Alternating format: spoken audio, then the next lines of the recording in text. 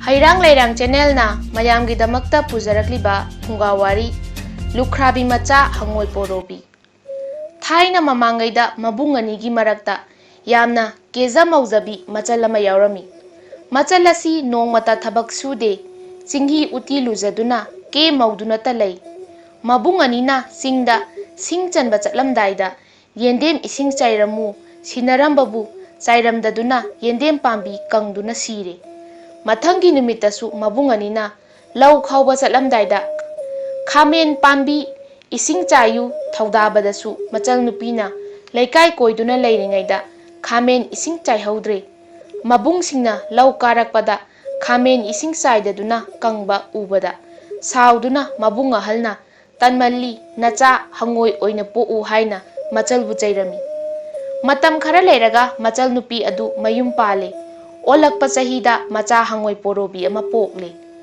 Macha Hangoi Borobi pokpaga mapuroiba siraduna machal nupi Lukhrabi adu Macha Hangoi Borobi puraga mapamda halai nongma mabung ani na labukta lau khoiba chatpada Hangoi Borobina magi mama anigi matung inage haibadu mamana yaramde mamana chatkanu haiba khamba yadaduna Hangoi Borobina ho mamhal ho mamton haina kaura kauraduna laikut amadagi laitong amada chongduna labuktana lai magi mama halna lau khoiriba adugi manakta changsilaga mamhal aisu nakhoigi nateng pangba laglibani hairure magi mama haladuna iroina netuna sigani chathou hairaklabada Hangoi Borobina lauri mathakta chongkhatuna leirami lau khoiba loirabada Hangoi Borobina magi mama anida mahak iroi selhauge aigi chanaba chak pubira u hairai magi mama ahalna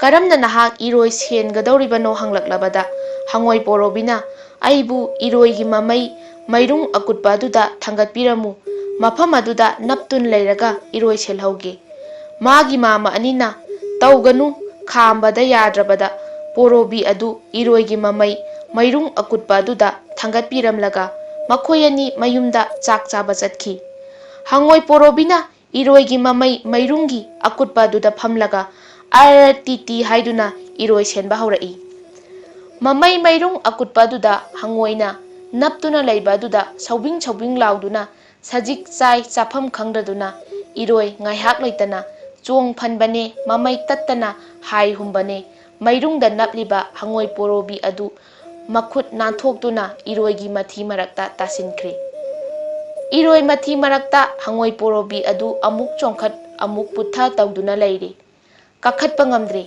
Hangoi Borobi adu wabana nungsa mapi thabet hole mana lengba khotpa khudingi asum puthakibana masa pumnamak iroi gi mathi manungda changkhre iroi mathi maraktagi kakhatpa ngamdrabada kana leibage aigi thawai amuktadi kanbiyu haina laubadu lau linglibi nupi singna taduna chenchilaklaga Hangoi Borobi adu lauri mathakta thangatuna thambire Hangoi Borobi adu wabana nungsa mapi thabet honduna laurigi napi marakta pothaduna leirami magi mama singna sak saruraga halakpada Hangoi Borobina haukhiba thaudok pumnamak magi mama anida tamle matung manaudi labukta lakanu aikhoigi matung inaganu haibada Hangoi Borobidu makhoigi matung inakhidre asumna matam khara haukhre Hangoi Borobi adu pakhang sare pharakle mayum palage khalakle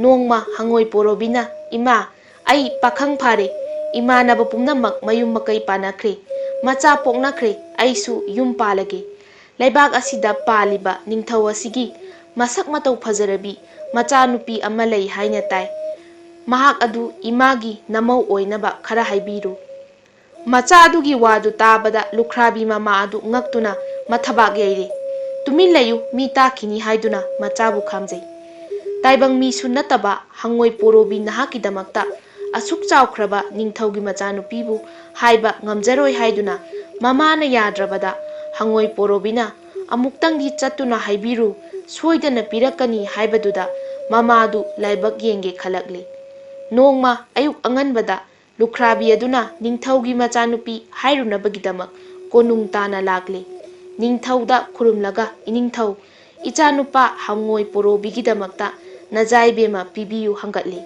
Lukhrabi wadu tabada ningthauna sauduna manai thaduna Lukhrabi adu konungdagi tanthoki. Mamaidu ikaiduna mayumda halaklaga machada pau tambada Macha Hangoi Borobidu sauri. Ima hayengdanga amuktang chatpiruko maduda piraktrabadi lan taunaba sem saro hairamu. Machagi wadu tabada mama adu mathwai khara nungairi. Mathangi numita Lukhrabi mama adu konungda laktuna ningthauda nacha ibema piyu haijabada ningthauna sauduna nang angang oningbra hanglakle.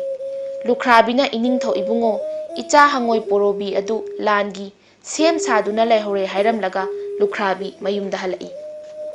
Hangoi Borobi magi marup khoibi ningthau una khoi khoingang khoirel khoingau asina chingba mahu chawba khoi mayam unaduna ningthauga lan soknabada mateng pangbiyu haijarubada harau harau yabirakli. Hangoi Borobi magi sadong oinaba lam haudongda mana chaningba ngamu lairau nabuk thanba makhai pijagani haiduna neklure. Hangoi Borobi mamada haiduna ngamu lairau parengama lenghalle. Madu lam haudongda sibire.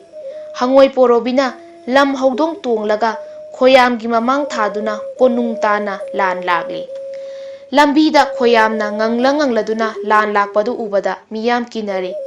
Paudu tabada ningthau sungakli. Hangoi Borobigi yathang phanglabada khoyamna konung tamna paisinkhiduna khongmi lanmida nattana konungda leiba miyam pumnamaksu chikpa haurakli. Lotuna leiriba ningthausu thirakli. Khoigi chaina khol phangbada khongmi lanmi mayam pumnamak kaiduna chenakhri. Ningthausu lotpa yadaduna thoraklabada machanupi pirage luhonglasi hairakli. Ningthaugi yathang phanglabada tempak leitum maraktagi lotuna leiriba Hangoi Borobi adu thoklaktuna khoyamda lan leplo laurakli. Hangoi Borobigi wadu tabada khoyam pulap punchilaga ngangduna leiri. Ningthauna machanupidu puthokduna Hangoi Borobida luhongle. Haunabi matung ina awunpot mayamga loinana ningthaugi machanupi adu Hangoi Borobigi mayum tana thilakle. Luhonglaba matung nong maninidi ningthaugi machanupi adu haraurami. Matungdadi mathwai nungaitaduna kaptuna laikre. Chak chaw yakhidre. Magi matau ubada Hangoi Borobidu mathwai nungaitaduna mapanda thorakpada chawraba lin anikhak yai munabagi chiknaduna lairambadu thengnarure. Hangoi Borobi kongkut amada changduna lumduna leire. Makhoi anina kanna munariba mamal yamlaba yai adudi Hangoi Borobi lotliba kongkut adugi mayada taduna leire. Langna phazaraba yai adu ubada Hangoi Borobi yai adu mayada umsinduna lona chelakli. Lilani adudi yai pukre khangdraduna chiknaduna leihori. Hangoi Borobi yai adu mayada umsinduna puraga mayumda lai. Ahingda Hangoi Borobi yai adugi tauba ngamba matik yenge khaladuna mayada umliba yai adu othoklaga aihak masak matau phazaraba nupa ama oihlu hairi. Yaigi matengna khudakta Hangoi Borobi adu masak matau phazaraba nupa ama oli. Haujikti mahak mathwai nungairi. Mahak ubada ningthaugi machanupi adu harauragani khalle. Numit adudagi hauna ahingda Hangoi Borobi mi onduna leire. Nongalamdaida hanagi Hangoi Borobi adu amuk oli. Nongma ahing nongyaida Hangoi Borobi mi olaga mapanda thokiba adu ningthaugi machanupina uhaure. Mana nupa Hangoi Borobigi phamungda changduna yengbada phamung mathakta Hangoigi maku taduna leirambadu thengnare. Madu ubada ningthaugi machanupina khalli. Aigi ipuroiba Hangoi Borobi asi mi onba ngamba tare. Adunadi matam pumnamakta mi ondunata leinaba Hangoi maku asi mai thadoklage khalladuna lona mai thadokli. Nongalamdaida mapuroiba Hangoi Borobi onba nupadu imungda changlaklaga magi phamung mathakta leihauba Hangoi maku adu thiba horakli. Ningthau machanupida Hangoi maku piyu haibada ningthau machanupina mapuroibagi makhong kolaga kaptuna haijarei. Ibungo matam pumnamakta mi onduna leibadu pamjaduna aina Hangoi maku pumnamak mai thadokre.